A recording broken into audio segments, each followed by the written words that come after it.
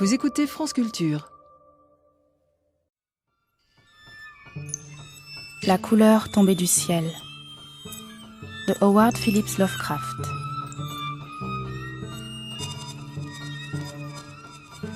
Vous avez dit que vous étiez arpenteur, c'est ça? En quelque sorte. Je viens faire des relevés pour la construction d'un nouveau réservoir à l'ouest d'Arkham. Un nouveau réservoir? Vous voulez dire que vous allez noyer les vallées? C'est ce qui va arriver. Tant mieux.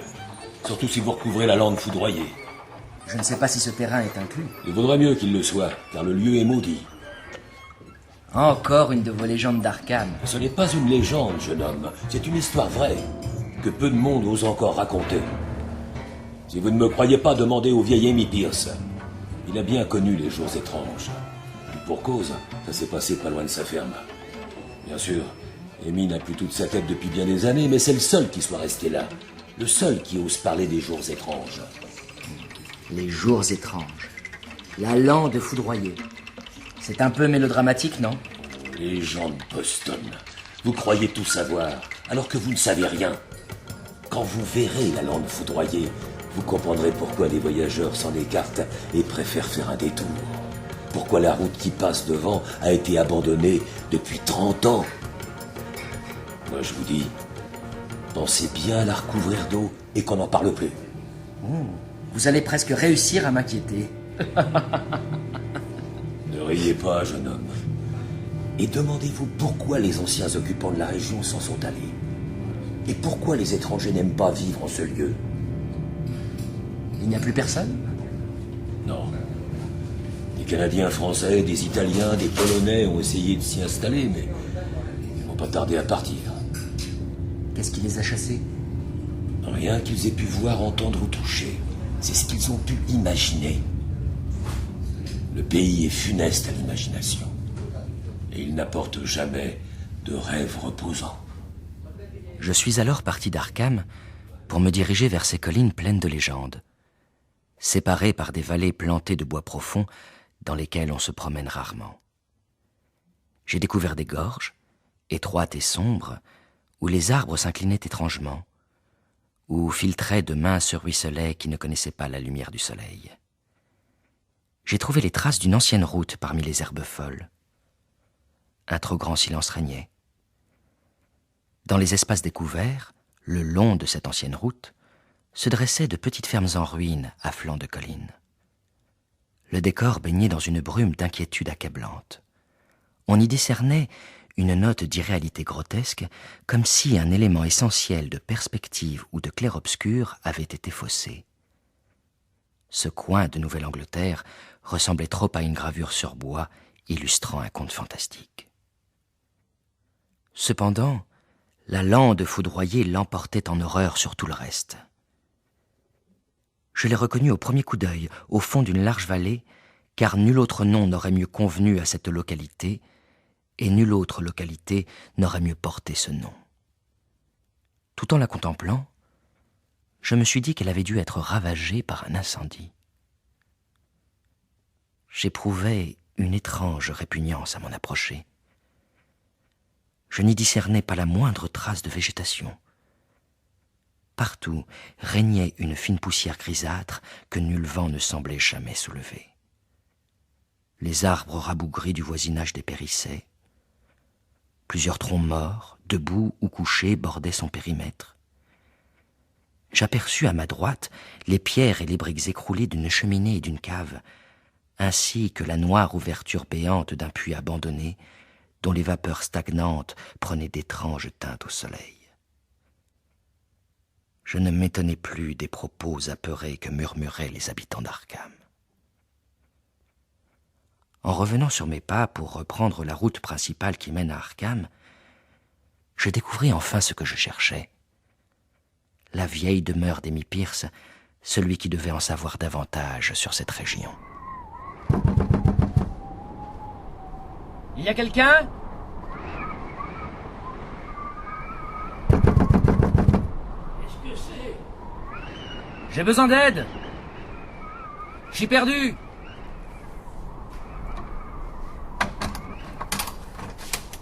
Devant moi, un vieil homme tenant les yeux constamment baissés. Vous êtes Amy Pierce? Ses vêtements en désordre et sa barbe blanche lui donnaient un aspect lugubre. Pourquoi? On m'a dit que vous pourriez m'aider. J'arpente la région pour faire des relevés topographiques. Vous savez qu'on va construire un nouveau réservoir par ici. C'est ce qu'on m'a dit. Ne vous en faites pas. Votre maison sera épargnée. Seul le fond des vallées sera touché. Je sais tout ça, monsieur. Vous voulez quoi, au juste?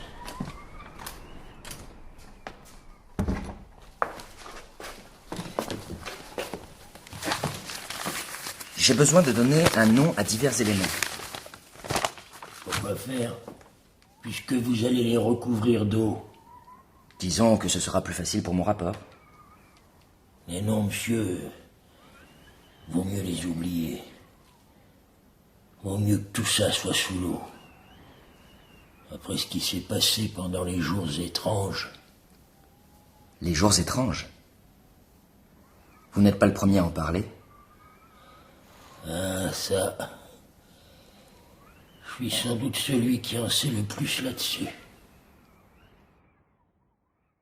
D'après Amy Pierce, tout avait commencé avec le météorite. Jusqu'alors, monsieur, ces bois n'étaient pas hantés. Et leur extraordinaire pénombre n'inspirait nul effroi avant la venue des jours étranges. Que s'est-il passé? Il y a eu ce nuage blanc en plein midi.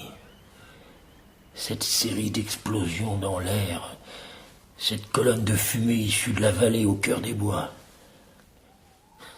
Au coucher du soleil, toute la ville d'Arkham savait qu'un gros rocher était tombé du ciel pour s'enfoncer à côté du puits dans la cour de la ferme de Nahum Gardner. C'est la maison en ruine qui se trouve sur l'emplacement de la lande foudroyée? Eh oui, monsieur. Ah, à cette époque, c'était une coquette demeure, aux murs blanchis à la chaux, entourés de vergers et de jardins fertiles. Nahum s'est rendu à Arkham pour annoncer la nouvelle. Il m'en avait fait part en passant devant chez moi. J'avais 40 ans à cette époque. Avec ma femme, j'ai suivi le professeur de l'université de Miskatonic, qui le lendemain matin s'est empressé d'aller examiner l'étrange chose venue des espaces interplanétaires. Nahum Gardner nous attendait.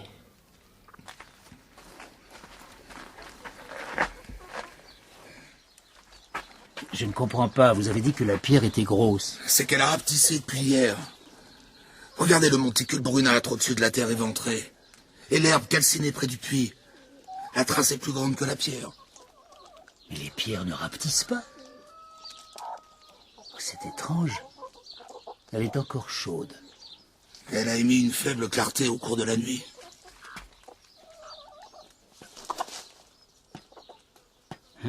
Étonnant. Elle est molle.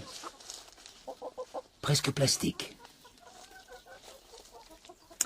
Impossible à ébrécher. Je vais devoir la creuser pour en retirer un fragment. Vous n'auriez pas un seau ou quelque chose comme ça? Bien sûr. Alors le professeur a emporté le fragment à l'université afin de le soumettre à divers tests. Il l'a placé dans un seau emprunté à la cuisine de Nahum. Car même ce petit fragment, il refusait de se refroidir. Et le lendemain, le professeur est revenu. Il était très agité en passant devant chez moi. Alors, cette pierre, elle a donné quelque chose? C'est le cas, en effet. J'ai fait de nombreux tests. Elle a résisté à toutes les épreuves. Aucune température, y compris celle du chalumeau oxydrique, n'a pu la volatiliser. Martelée sur une enclume, elle s'est révélée fort malléable et elle répandait une lueur très nette dans les ténèbres. Elle a refroidi. Elle est restée chaude longtemps avant de refroidir lentement.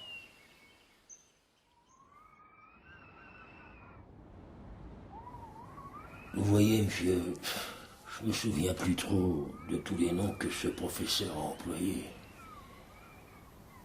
Mais ce dont je me souviens surtout, c'est que le professeur a dit qu'il n'avait plus de pierre. Comment ça? Le fragment avait disparu, comme volatilisé. Et il n'y avait plus qu'une trace calcinée, là où elle avait été posée pour la nuit. Il n'avait pas d'explication? Aucune. Et c'est pourquoi je l'ai accompagné à nouveau chez Naoum. Vous voulez du thé, monsieur? Oh, vous dérangez pas. Oh, j'en ai en faire pour moi, de toute façon.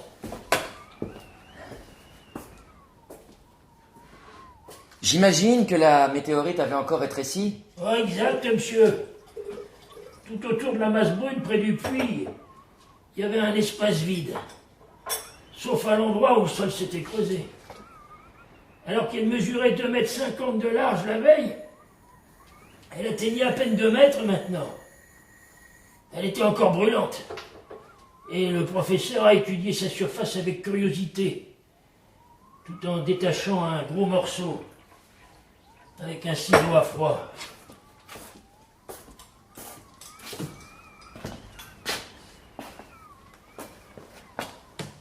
Voilà votre thé, monsieur.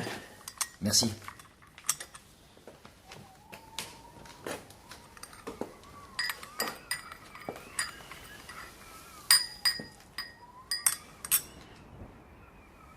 J'en étais où? Le professeur. Ah, c'est ça, monsieur. Le professeur a dit que la couleur était impossible à décrire. C'était comme une couleur venue d'ailleurs.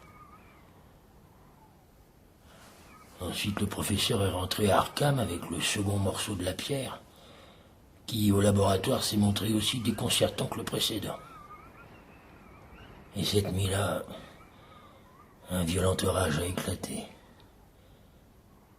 Le lendemain, lorsque le professeur s'est rendu chez Naoum, il a éprouvé une amère déception.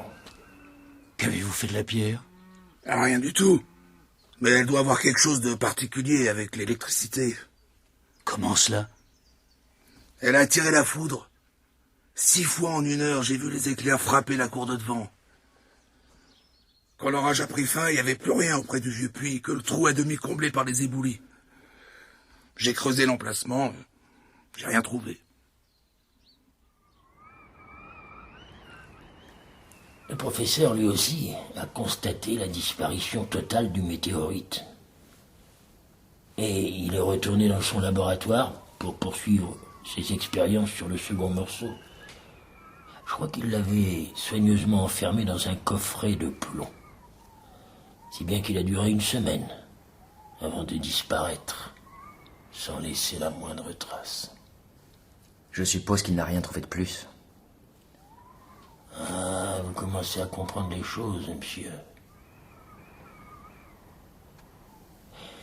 Naturellement, les journaux d'Arkham ont monté en épingle cet incident.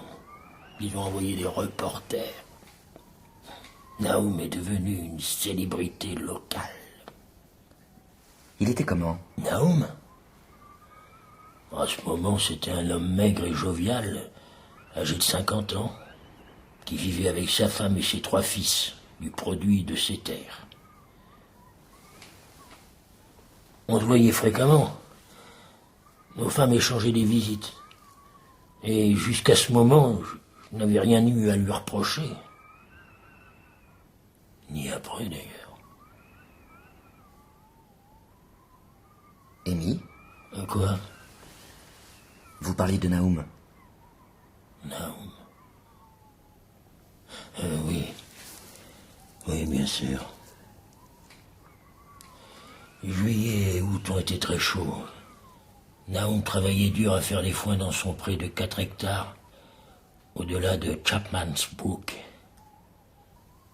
Et cette tâche le fatiguait beaucoup plus que pendant les années précédentes. Il s'est dit qu'il commençait à sentir les effets de l'âge. Et puis est venue l'époque des fruits et de la moisson. Hé, Naoum! Qu'est-ce que tu fais avec tant de tonneaux? C'est pour mes fruits, les pommes et les poires. Jamais mes vergers n'ont été si prospères. Les fruits sont gros, pleins d'éclat et abondants. Mais il a connu une grande déception lorsqu'ils ont atteint la maturité. Car pas un seul n'était mangeable. Tous avaient une sorte de répugnante amertume. Vous les avez goûtés? Ah, bien sûr. Mais la moindre bouchée engendrait le dégoût. Il en allait de même des melons et des tomates. Et Nahum, le cœur plein de tristesse, a compris que toute sa récolte était perdue. Tu vois, Amy, toutes mes récoltes sont fichues. J'y vois qu'une seule cause. Le météorite a empoisonné le sol.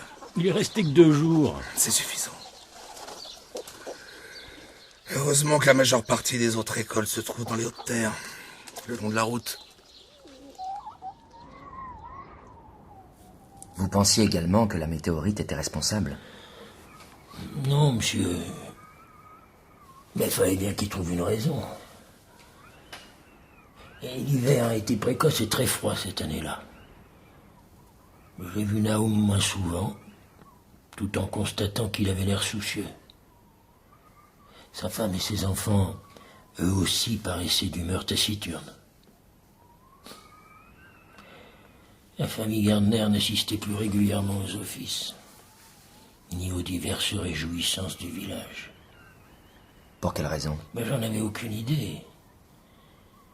Plusieurs fois, lui, sa femme ou ses enfants ont avoué qu'ils ne se sentaient pas en très bonne santé et qu'ils éprouvaient un malaise indéfinissable.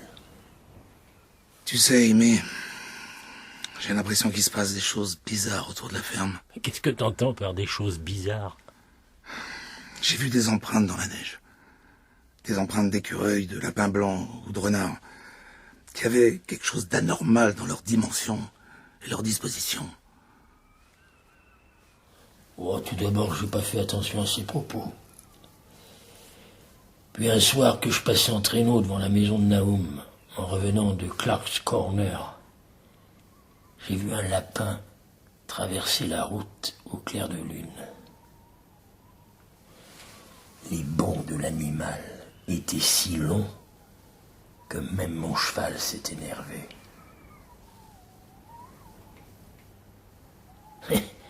Bah, en fait, il se serait emballé si je l'avais pas retenu d'une main ferme. Alors par la suite, j'ai écouté les histoires de Nahum avec plus d'intérêt. Je me demandais pourquoi les chiens du fermier semblaient si déprimés tous les matins. Ils avaient presque perdu le courage d'aboyer.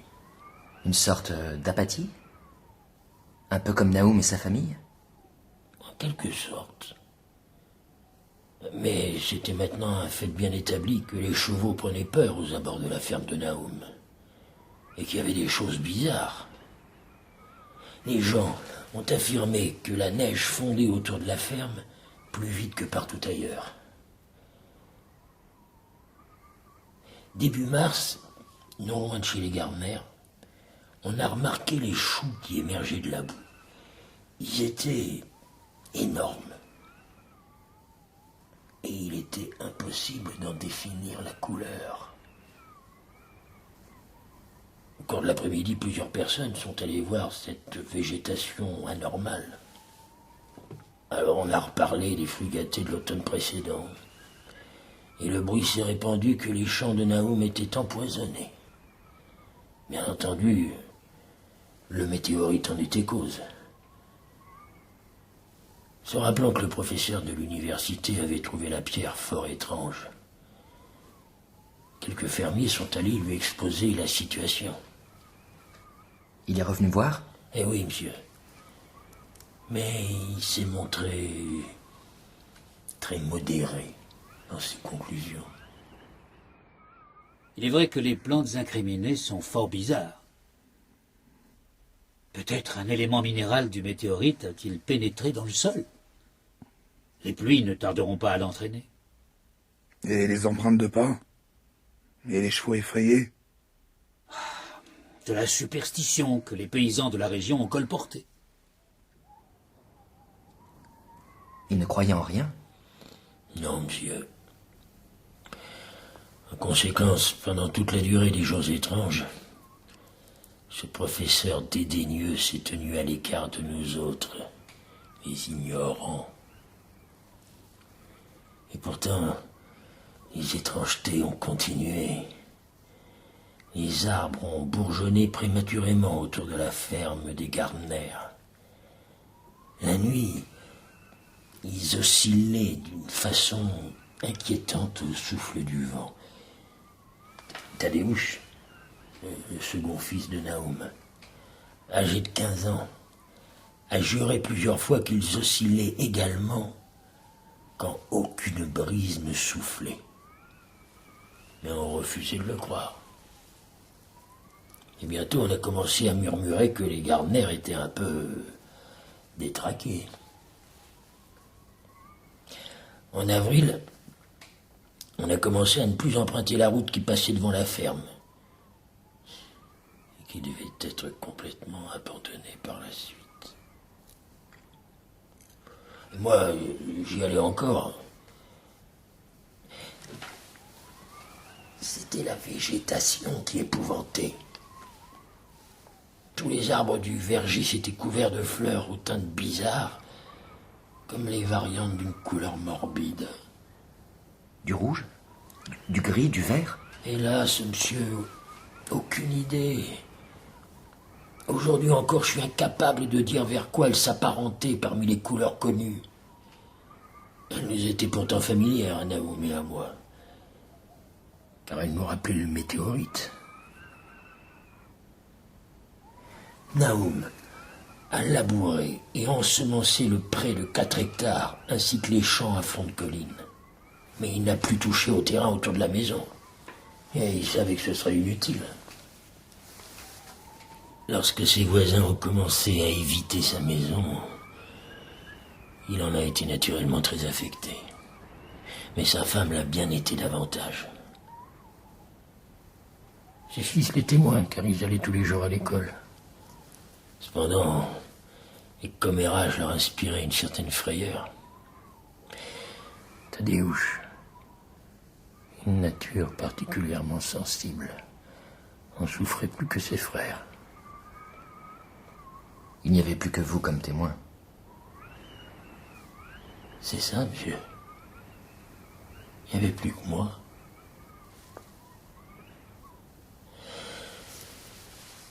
Et en mai, sont arrivés les insectes. La ferme de Nahum est devenue un cauchemar, plein de créatures rampantes et bourdonnantes. La plupart d'entre elles avaient un aspect et des mouvements légèrement anormaux. Leurs mœurs nocturnes contredisaient tout ce que l'on savait à leur sujet. Les Gardner ont pris l'habitude de veiller, guettant je ne sais quoi pendant des nuits entières. Et à cette époque, ils ont tous reconnu que Tadeusz avait dit vrai au sujet des arbres.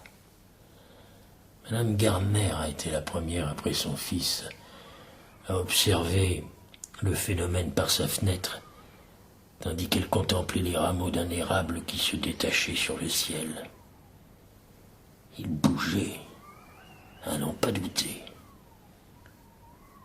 alors qu'il n'y avait pas un souffle de vent. Donc, tout ce qui poussait ou vivait près de la ferme présentait un élément bizarre. C'est bien ça, monsieur.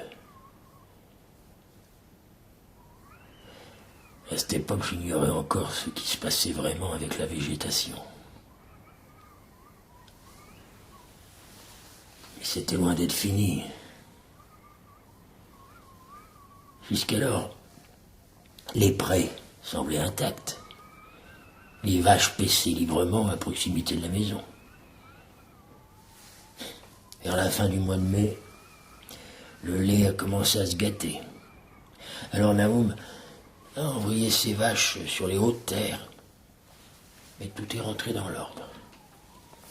Et peu après, un changement très net s'est manifesté dans l'herbe et dans les feuilles.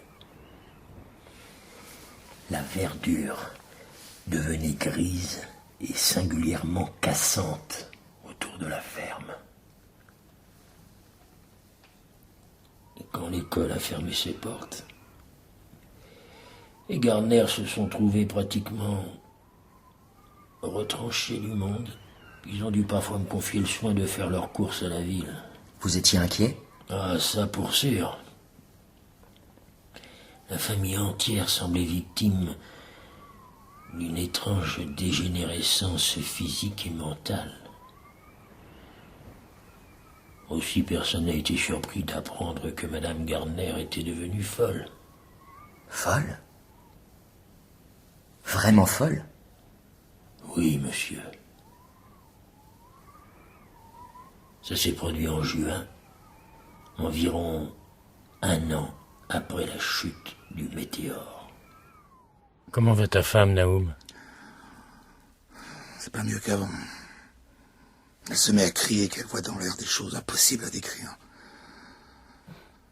Dans son délire, elle n'emploie que des mots inquiétants. Pour elle, des choses bougent, volent, se transforment. Quelque chose lui est enlevé, on lui a arraché quelque chose. Quelque chose s'attache à elle, rien n'est immobile dans la nuit. Les murs et les fenêtres se déplacent. Elle a vu le médecin? Non. Tu penses pas qu'il faudrait l'emmener à l'asile? Non. Je vais la laisser comme ça dans la maison. Tant qu'elle est inoffensive pour elle-même et pour les autres.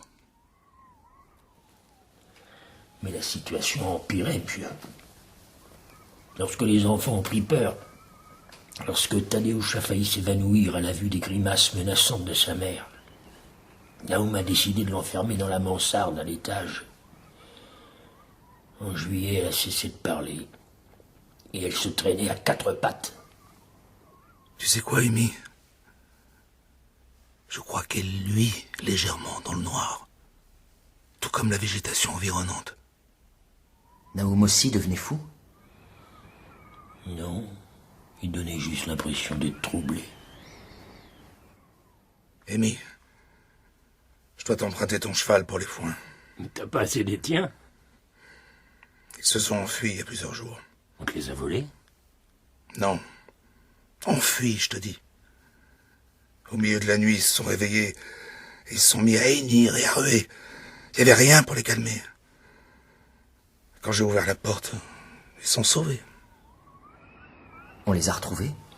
Oui, au bout d'1 semaine. Mais on s'est aperçu qu'ils étaient devenus indomptables.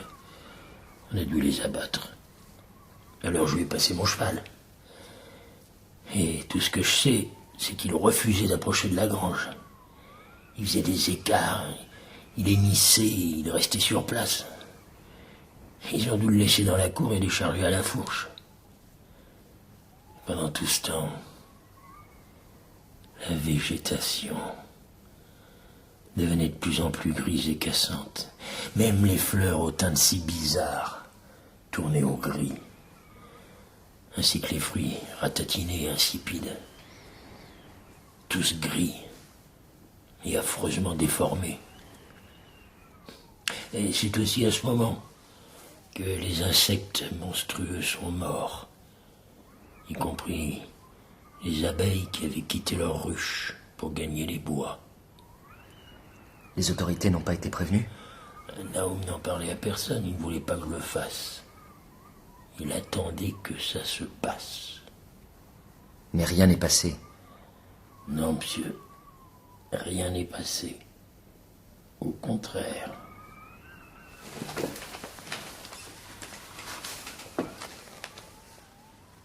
Je dois avoir quelques biscuits au gingembre si vous avez faim. Pas vraiment. Ils sont encore bons. J'ai une boîte en fer pour les garder. Ça ira, merci. Je les sors quand même.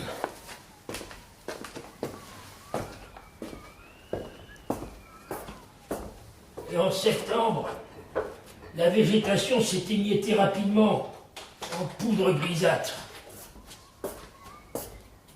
Naoum a craint alors que ces arbres meurent avant que le sol ne soit débarrassé du poison. Y a quelqu'un? Par là. Je suis passé dans le coin. T'es bien le seul. Je voulais donner de l'eau à mon cheval, mais j'ai vu ton puits, l'eau n'est plus bonne. Hein. Elle a un mauvais goût. On a pris l'habitude. Tu devrais quand même en creuser un autre, un peu plus loin, en attendant que le sol soit purifié. Ouais, on va y penser. Bien sûr, Naoum n'a tenu aucun compte de ce conseil. Il était devenu indifférent aux choses étranges et déplaisantes. Lui et ses fils continuaient à boire l'eau souillée, avec la même apathie machinale qu'ils apportaient à manger leurs maigres repas mal préparés, ou à faire leurs travaux ingrats et monotones. Comme s'ils s'étaient résignés? Oui. Comme s'ils avançaient déjà vers une mort certaine et déjà familière. Sa femme était maintenant sujette à des accès de hurlements si horribles que lui et ses fils subissaient une tension nerveuse constante. À présent, ils évitaient tout le monde. Et lorsque l'école a rouvert ses portes, les enfants sont restés à la maison. Thaddeus a été frappé de folie en septembre. Mon Dieu. Comme vous dites, monsieur. Après être allé au puits pour y remplir un seau, il en est revenu les mains vides, criant, gesticulant, secoué parfois par un rire dément, parlant à voix basse des couleurs qui bougeaient dans l'eau. Deux fous, dans la même famille. Mais Naoum s'est montré très courageux. Il a laissé le gamin en liberté pendant une semaine, jusqu'à ce qu'il commence à trébucher et à se blesser en se cognant. Alors il l'a enfermé dans une autre pièce de la mansarde en face de la chambre de sa mère. Les hurlements qu'ils échangeaient à travers leurs portes terrifiaient particulièrement le petit Merwin. Il s'imaginait qu'ils conversaient dans un langage effroyable qui n'était pas de ce monde. Et presque en même temps, les animaux de la ferme ont péri les uns après les autres. Poules et coqs sont devenus grisâtres et sont morts rapidement. Leur chair desséchée était infecte.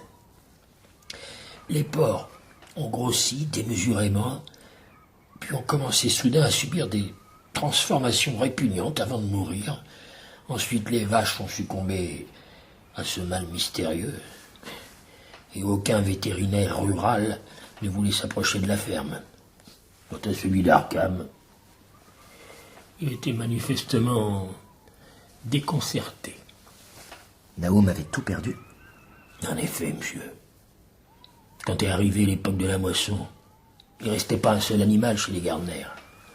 La volaille et le bétail étaient morts. Et les 3 chiens avaient fui pour ne plus jamais reparaître.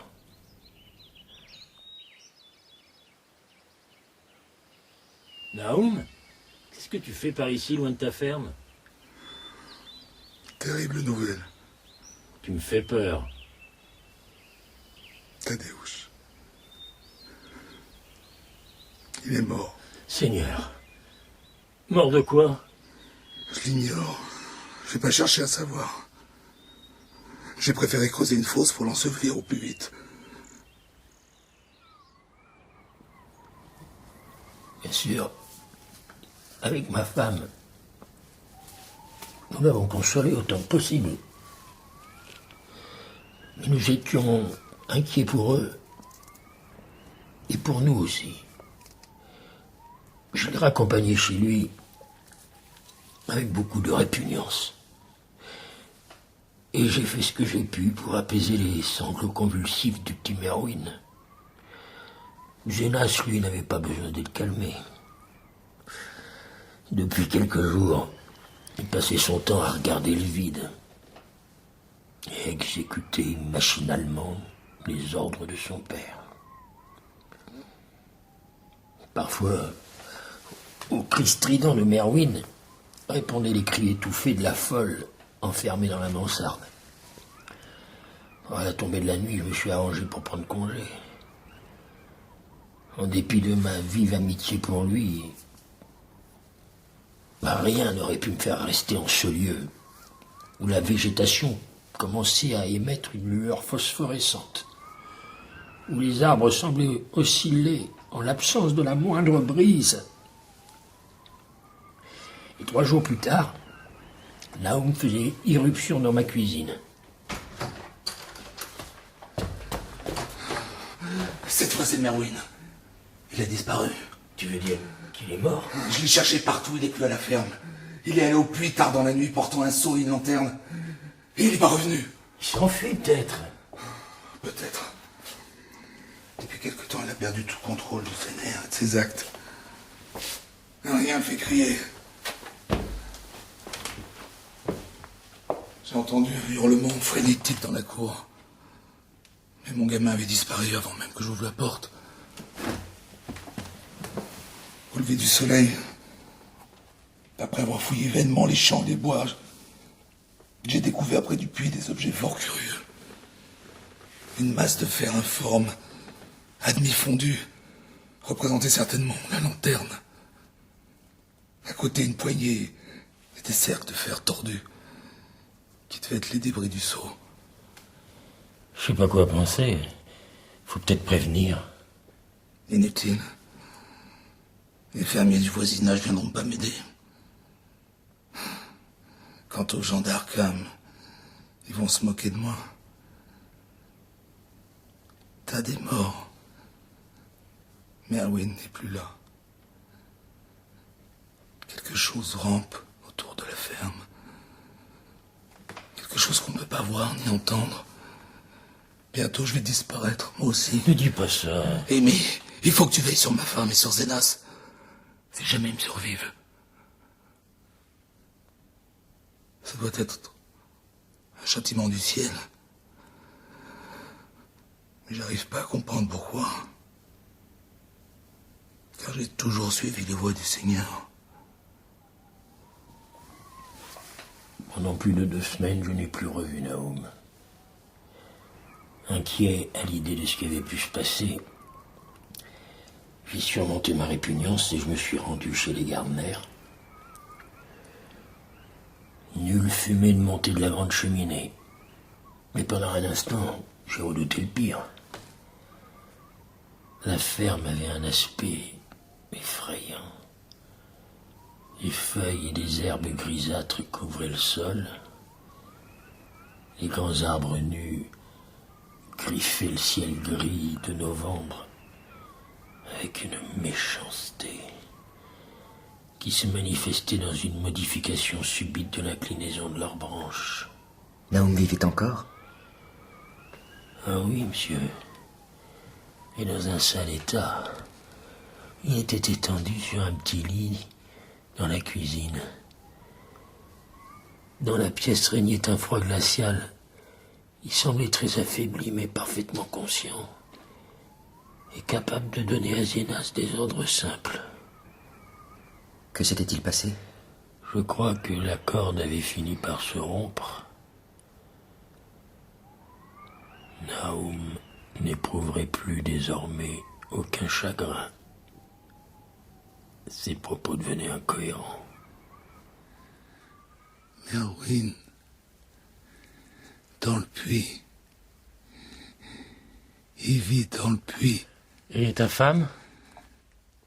Nabi. Ben voyons. Elle est ici. J'ai laissé Nahum marmotter des paroles incohérentes. J'ai pris les clés accrochées à un clou près de la porte et j'ai gravi l'escalier qui menait à la mansarde. Une odeur infecte régnait dans le couloir où l'on n'entendait aucun bruit. Une seule des 4 portes était fermée. Je l'ai ouverte. Il faisait très sombre dans la pièce, car la fenêtre était petite et à demi obturée par des barreaux de bois, de sorte qu'on ne distinguait rien sur le plancher. Et une puanteur intolérable emplissait la chambre. Alors, j'ai aperçu une forme noire dans un coin. Lorsque je l'ai discerné plus clairement, je me suis mis à hurler.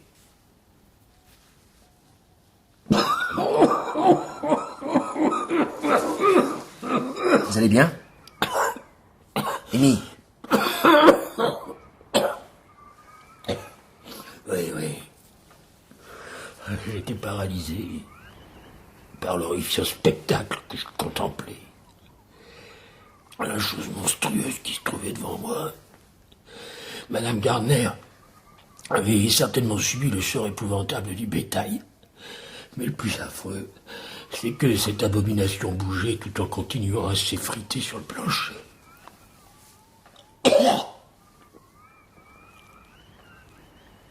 Amy, que s'est-il passé ensuite? Ensuite,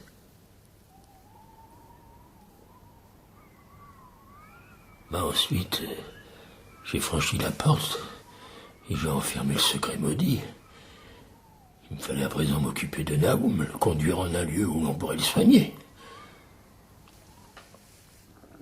Au moment où j'ai commencé à descendre l'escalier sombre, j'ai entendu un bruit sourd et un cri étouffé en dessous de moi.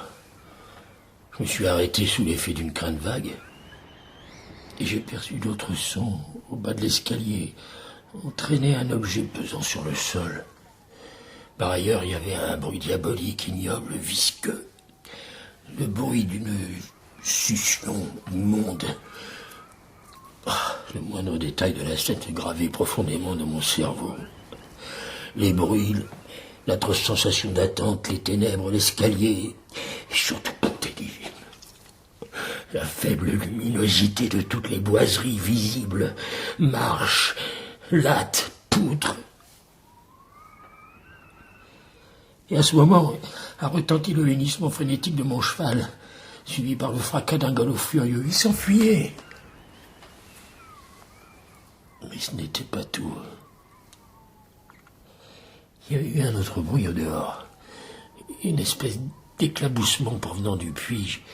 J'ai alors perçu distinctement un léger bruit de reptation sur le plancher. J'ai resserré mon étreinte sur un lourd bâton que j'avais ramassé dans la mansarde. Et rassemblant tout mon courage, j'ai achevé de descendre l'escalier pour me diriger vers la cuisine. Mais j'ai pas eu à y pénétrer. Quelque chose était venu à ma rencontre. Quelle chose? Qu'avez-vous vu? Et je ne saurais dire. L'affaissement, la coloration grisâtre et la désintégration paraissaient extrêmement avancées. La chair horriblement friable se détachait en fragments desséchés. Il y avait l'immonde parodie de ce qui avait été le visage humain de Nahum. C'est rien. Rien que de la couleur. Ça brûle. Froide et humide qu'elle est, mais ça brûle. Elle vivait dans le puits. Je l'ai bien vue. Une espèce de fumée. Toute pareille que les fleurs au printemps. Le puits, il brillait la nuit. Tad, Merwin, Zénas, tout ce qui est vivant. Elle suce la vie, cette pierre, tout qu'elle a empoisonné, tout pareil que les plantes et les fleurs. Elle vous attaque le cerveau, et après ça vous prend tout entier. Ça vous brûle dans l'eau du puits. Pour ça, t'avais raison. C'est de l'eau qui est mauvaise. Merwin, il est jamais revenu du puits. Tu peux pas t'en aller. Elle t'attire. Tu sais qu'il va arriver quelque chose. Mais tu peux pas bouger. Et Nabi, où c'est qu'elle est, Amy? J'ai plus ma tête à moi. Je sais plus quand c'est que je lui ai donné son manger. Cette couleur va la tuer. Elle aussi. C'est rien que de la couleur. Fais attention, Amy. Elle a encore pas fini son travail. Elle suce la vie.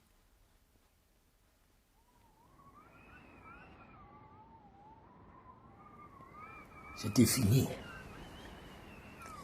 La chose qui venait de parler n'a plus rien dit d'autre, car elle s'est complètement affaissée. J'ai jeté une nappe à carreaux rouges sur les débris informes et je suis sorti en chancelant. Zénas n'était plus là. J'ai alors jeté un dernier coup d'œil au puits et je me suis immédiatement mis en route pour Arkham. J'ai informé les autorités que la famille Gardner n'existait plus. Oh, je me suis contenté de déclarer que Naoum et Nabi avaient succombé, semblait-il, au même mal inconnu qui avait tué le bétail et Tadeusz. Et j'ai ajouté que Merwin et Zénas avaient disparu sans laisser de traces. On vous a interrogé? Oui. Un interrogatoire interminable au commissariat de police. On m'a contraint de conduire 2 inspecteurs et un médecin légiste à la ferme de Naoum. Je peux vous dire, monsieur, que quand nous sommes arrivés, ces gens, malgré leur habitude des spectacles macabres, ils ont été tous bouleversés par ce qu'ils ont trouvé dans la mansarde et sous la nappe à carreaux rouges. Les 2 tas de chair qui tombaient en poussière dépassaient pour eux les limites de l'horreur. En 30 ans de métier, j'ai jamais vu de corps dans un tel état. Je vais faire des prélèvements pour le laboratoire. On a 2 corps dans la maison, un 3e enterré. Où sont les 2 derniers? Je l'ignore, inspecteur. On va devoir chercher. Je ne sais pas pourquoi. J'ai évoqué le puits. L'un des policiers a semblé intéressé. Qu'est-ce qu'il a, ce puits? C'est pas impossible qu'on y trouve les corps de Merwin et de Zénas. C'est ce qu'on va voir. Vous allez faire quoi? On va le vider. C'est ce qu'ils firent? Bah oui, monsieur.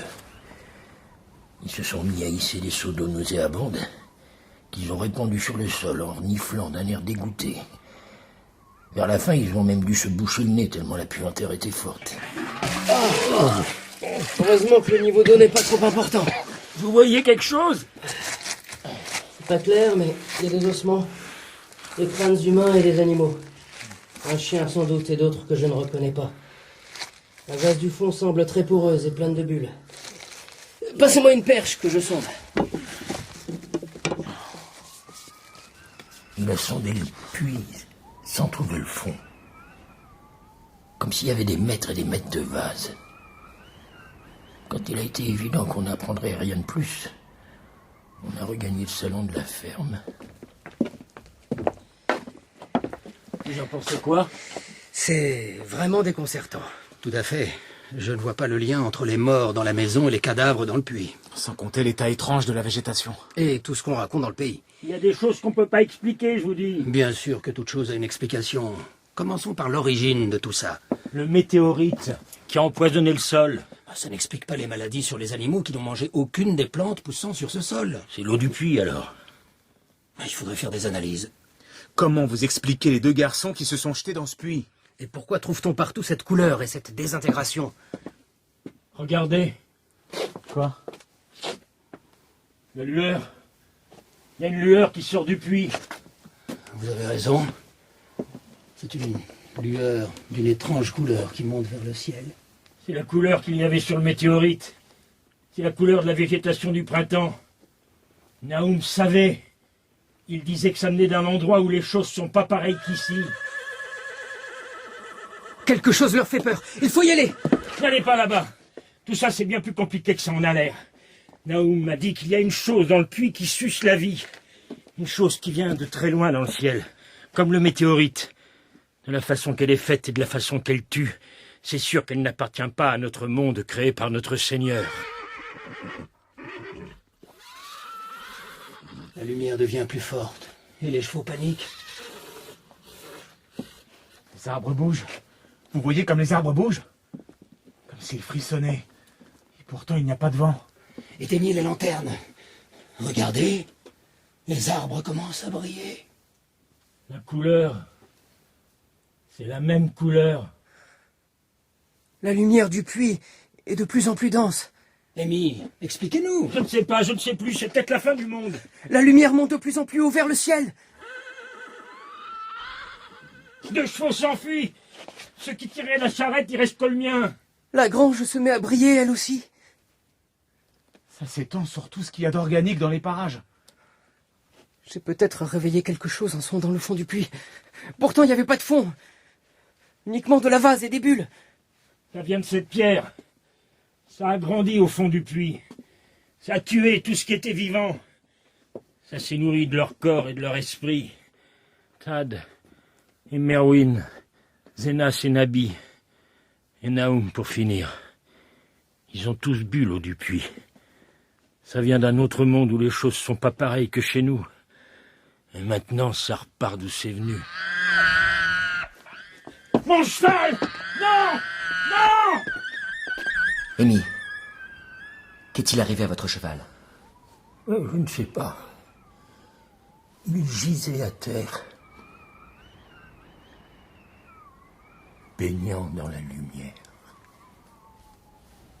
Il faut se barricader. Oui.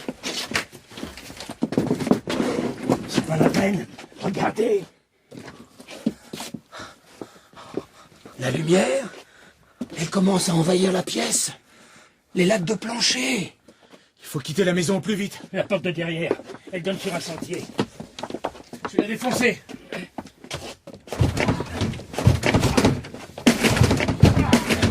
Vite! Courez! Fuyez!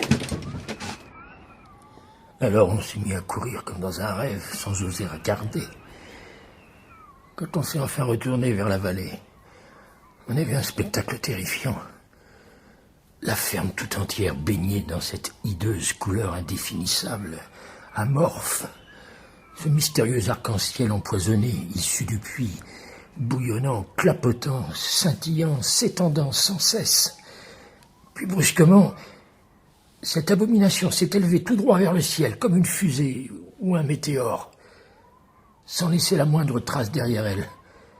Et elle a disparu par un trou rond étrangement régulier à travers les nuages, avant qu'un seul d'entre nous n'ait pu pousser un cri. J'ai regardé d'un air hébété la constellation du Cygne, où la couleur inconnue venait de se fondre dans la Voie lactée, lorsqu'un craquement soudain a attiré de nouveau mon attention sur la vallée. La ferme a comme implosé sur elle-même. Il ne restait plus qu'un amas de ténèbres. Peu après, nous étions assaillis par un vent violent qui semblait se déverser du haut des espaces interplanétaires en sombres rafales. Faut pas rester là. Il n'y a plus rien à faire. Plus rien à voir. Trop épouvanté pour hasarder la moindre théorie, on s'est dirigé vers Arkham, en suivant la route du Nord.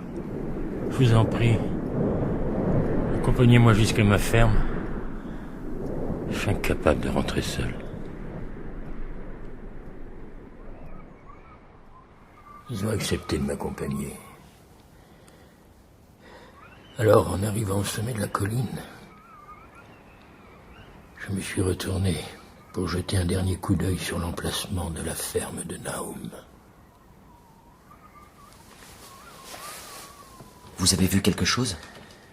Oui, monsieur. J'ai vu quelque chose monter faiblement, puis retomber aussitôt à l'endroit du puits. C'était une couleur. Rien de plus. Mais une couleur qui n'appartenait pas à notre monde.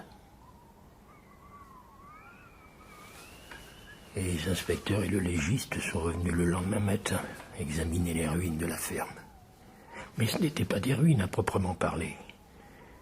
Il ne restait que les briques de la cheminée, les pierres de la cave, quelques débris minéraux et métalliques, et la margelle de ce puits néfaste. À l'exception de mon cheval mort qu'ils ont enseveli, il n'y avait plus qu'un désert de poussière grise, où plus rien n'a jamais poussé. 30 ans se sont écoulés depuis le cataclysme. comme si jamais revenu à cet endroit maudit. Et je peux vous dire, monsieur, que je me réjouis de le voir disparaître sous les eaux du nouveau réservoir. Les rares personnes qui ont osé le contempler malgré les histoires terrifiantes des campagnards l'ont appelé la lande foudroyée. C'est pas la peine de noter ça sur votre plan. J'ai laissé Amy Pierce seule avec ses souvenirs et sa raison défaillante. J'avais compris pourquoi les gens d'Arkham répugnaient à parler de cette histoire et de ce lieu. Le lendemain, je suis rentré à Boston pour donner ma démission. Il m'aurait été impossible de pénétrer de nouveau dans ce fouillis obscur de pentes boisées, d'affronter une deuxième fois cette étendue grisâtre où gît le puits noir à côté d'un amas de pierres et de briques. À présent, le barrage ne tardera plus à être construit. Les bois sombres seront abattus, et la lande foudroyée sommeillera sous les eaux profondes. Les secrets des jours étranges seront ensevelis à jamais. Mais rien ne saura m'amener à boire l'eau du nouveau réservoir d'Arkham.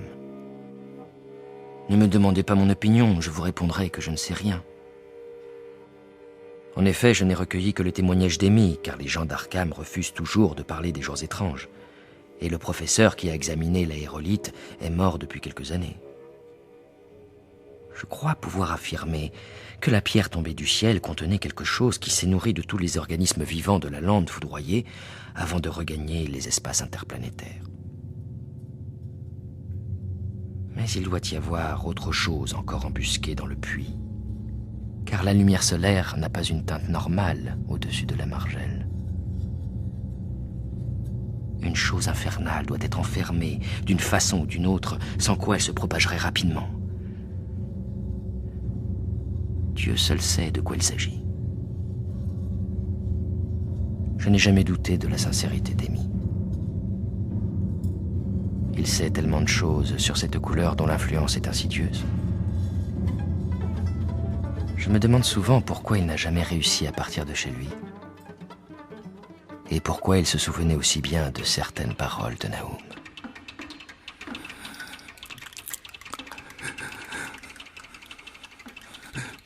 Tu peux pas t'en aller. Elle t'attire. Tu sais qu'il va arriver quelque chose, mais tu peux pas bouger.